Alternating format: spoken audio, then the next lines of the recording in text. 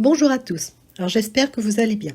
Alors aujourd'hui, je vous propose de découvrir Thomas et son balcon, ainsi que les premières étapes que nous avons réalisées pour pouvoir commencer à cultiver sur ce petit espace. Et restez bien jusqu'à la fin, car une surprise vous y attend. Bonjour Thomas, alors peux-tu nous dire qui tu es et pourquoi tu décides de faire un potager sur ton balcon ? Bonjour, je m'appelle Thomas, j'ai 30 ans, j'habite en région parisienne, proche Paris, à peine quelques kilomètres, et je me lance dans la création d'un potager sur balcon, sur 2 petits balcons même, avec globalement zéro connaissance en jardinage. Voilà, j'ai quelques plantes d'intérieur qui survivent, mais et voilà. C'est un moment que l'activité me faisait de l'œil et j'avais très envie de me lancer.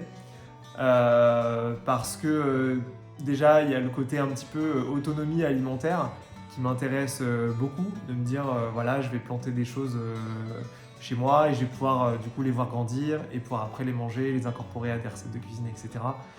Déjà il y a ce côté là un peu qui me plaisait beaucoup. Aussi dans la famille on est très main verte. Moi j'ai toujours un peu regardé ça de loin en me disant c'est vrai que c'est pas mal. Et jamais je me suis lancé. Et là, je trouve que c'est le moment est vraiment propice pour un peu rattraper le temps perdu. Et puis globalement, moi, je passe beaucoup de temps en fait chez moi et comment dire sur le PC pour mon travail. Et du coup, je voulais retrouver aussi une activité un peu plus manuelle. Et je trouvais que le jardinage, c'était vraiment idéal, apaisant, relaxant aussi. Et c'est exactement ce qu'il me fallait. Alors, aussi, pour que je puisse t'aider au mieux, est-ce que tu peux me dire la liste des légumes que tu aimerais cultiver ? Concernant les légumes que j'aimerais cultiver, on va dire que dans mon top priorité, il y a des variétés de salades, des tomates, des pommes de terre, des carottes et des radis. Et après, si j'ai vraiment de la place, là je mettrais concombre, betterave et haricots verts. Voilà, ce serait déjà vraiment pas mal. Et aussi, j'aurais besoin de savoir la surface de tes balcons et est-ce que tu sais quelle est leur orientation ? Concernant mes balcons, du coup, alors j'en ai un qui est plein sud et un qui est plein nord. Celui plein sud fait moins d'1 mètre carré. Je crois on doit être proche des 0,7. Et celui qui est plein nord, il fait 1,5 mètre carré. Voilà, sachant que sur lui, j'aimerais garder un tout petit peu de place au moins pour pouvoir mettre une table et une chaise. Voilà un petit peu on va dire les contraintes pour le potager. Il y en a qui ont essayé. Ils ont eu des problèmes. C'est intéressant de pouvoir calculer le poids maximum qu'un balcon peut supporter. Donc, lors de la construction, les balcons sont conçus pour supporter 350 kg par mètre carré. Donc, j'ai calculé que pour le balcon nord, il pourrait supporter 525 kg maximum et que pour le balcon sud, ce serait 245 kg. Mais vu le dessous de ce balcon, nous allons réduire d'un tiers cette charge maximum pour s'assurer qu'on sera bien en dessous de 160 kg. Ensuite, on peut s'amuser à calculer le poids d'une jardinière avec la terre, l'eau, la plante et son propre poids. Alors, en général, on estime que la terre mouillée pèse 1,7 kg par litre. Donc, pour faciliter nos calculs et avoir une bonne marge, j'ai choisi de considérer le poids d'une jardinière pleine au double de son litrage, tout en faisant attention à ne pas prendre des jardinières en terre cuite, par exemple, qui, elles, sont très lourdes. Maintenant, le jeu consiste à répartir les légumes choisis par Thomas sur les bons balcons. Alors, sur le balcon sud, on mettra ceux qui ont besoin du plein soleil, c'est-à-dire avec 6 heures d'ensoleillement ou plus. Donc, la tomate, les fraises, les pommes de terre et les carottes. Sur le balcon nord, nous mettrons ceux qui ont besoin de mi-ombre, 3 à 4 heures d'ensoleillement. Même si je ne suis pas sûre qu'il y aura ces heures-là d'ensoleillement. Donc, les salades, les aromatiques, la framboise. Et selon la durée d'ensoleillement de votre balcon, voici quelques fruits et légumes répartis selon leurs exigences. Petit clin d'œil à Valentine qui a un balcon à l'est. Alors la plante se développera à la proportion de son contenant. Donc schématiquement, un petit contenant, une petite plante, mais un gros contenant, on peut potentiellement avoir une plante qui se développe beaucoup. Donc ce qui va guider principalement le choix pour nos balcons, c'est la répartition du poids des contenants par rapport à la charge maximum tolérée par le balcon.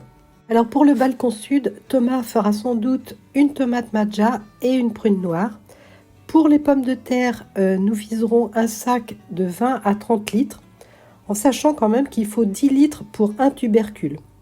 Et pour les carottes, il faudra un contenant le plus profond possible, donc minimum 30 cm, mais pas trop lourd quand même. Donc je pense que le meilleur compromis, c'est un pot rond et profond avec un diamètre de 35 cm.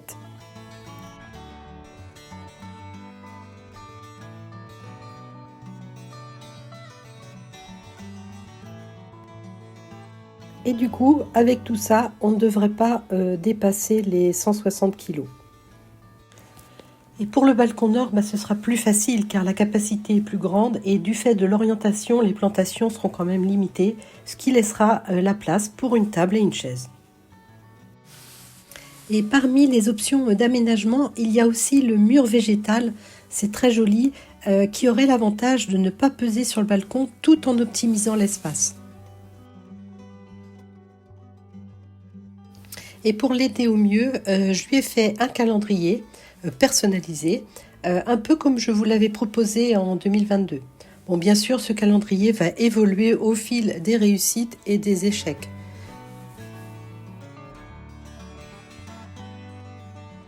Alors mes interrogations concernant l'activité en règle générale, déjà l'arrosage, je pense que je vais être quelqu'un qui va avoir tendance à trop arroser. Alors est-ce qu'il y a une façon de faire particulière? Est-ce qu'il y a un rythme à respecter? Est-ce qu'il y a des besoins spécifiques pour certains légumes ou certains fruits? Donc tout ça, je ne sais pas du tout. Et l'autre point qui me fait un petit peu peur, c'est qu'ici, c'est plus les aléas climatiques. Comment est-ce que je dois gérer les légumes et les fruits en fonction de ce qui se passe dehors? Donc quand il y a trop de vent, qu'est-ce que je fais? Quand il se met à pleuvoir à pluie battante, qu'est-ce que je fais, etc. Voilà, tout ça, je ne sais pas trop comment encore gérer le truc. Voilà. Alors, vaste sujet que l'arrosage des cultures en pot. Alors, pour faire une réponse concise, je dirais que pour éviter de noyer les racines et limiter le stress hydrique par des arrosages irréguliers, il existe quand même plusieurs solutions. Donc, celle qui me vient tout de suite à l'esprit, c'est de mettre des zoyas que tu rempliras lorsqu'elles seront vides. Donc, en fait, la plante aspire l'eau selon ses besoins. Acheter des contenants avec une réserve d'eau que l'on remplit par le bas, donc ça évite aussi de noyer les plantes. Mettre des billes d'argile au fond de chaque contenant et évaluer la quantité d'eau qui ne dépassera pas le niveau des billes d'argile. C'est-à-dire qu'au moment où tu mets tes billes d'argile, tu remplis d'eau à ras des billes d'argile et tu essayes d'évaluer combien de litres tu as mis. Alors, j'imagine 1 litre, mais il faudra tester. Il faut aussi pailler pour limiter l'évaporation de l'eau, parce que forcément, quand il va faire chaud, l'eau va s'évaporer. Avant les vacances, tester l'installation d'un kit de goutteur pour jardinière. On peut régler pour chaque plante le degré d'arrosage. Et puis le truc que tout le monde connaît, on enfonce son doigt dans la terre du pot pour sentir si la terre est sèche ou si elle est très humide. Une autre solution, ça consiste aussi à sous-peser chaque pot. S'il est léger, il est temps d'arroser, mais juste la bonne quantité. S'il est lourd, on n'arrose pas. Et surtout, donc, être le plus régulier possible dans le suivi de tes plantes et de leurs besoins en arrosage. Comme tu sais que les vents dominants sont d'ouest, on pourrait fixer à la rambarde, côté ouest, un brise-vent. Il en existe plusieurs sortes qui filtrent plus ou moins le vent et la lumière. Et pour les pluies battantes ou tempêtes annoncées, on peut imaginer de rentrer à l'intérieur les plantes les plus fragiles. Sinon, il existe des jardinières avec un couvercle transparent pour protéger tes cultures quand elles sont au stade de semis. Et si vous avez d'autres idées pour faciliter l'arrosage de vos jardinières, n'hésitez pas à les partager en commentaire. Alors, pour Thomas, je vais lui envoyer un fraisier qui s'appelle Mount Everest. Donc de la salade à couper, des graines de prune noire, de la coriandre, des soucis, un fraisier à semer 4 saisons, carottes, ciboulettes, jeunes pousses, ça c'est un mélange asiatique, bon, du basilic, des radis, des œillets, du persil, de la recciololo, graines maison, de la Catalogne verte, 4 pommes de terre, belle de Fontenay, et puis la tomate Madja qui est spéciale pour balcon, et puis une autre carotte demi-obtuse de Guérande. Donc une partie des sachets là que j'ai viennent de l'assortiment potager de balcon. Et donc je vais lui envoyer tout ça pour qu'il puisse démarrer correctement. Et merci à Thomas pour nous permettre de suivre ses débuts de jardinier sur balcon, en lui souhaitant de le transformer en joli petit paradis. Et pour bien démarrer l'année, je vous propose un concours Croque ton balcon, histoire d'encourager chaque jardinier qui sommeille en vous. Alors il aura lieu du 19 janvier au 30 janvier minuit. Donc pour participer, c'est très simple. Il suffit de liker la vidéo, d'être abonné à mon Coco Potager et de mettre en commentaire votre type de potager, balcon ou jardin, ainsi que sa surface.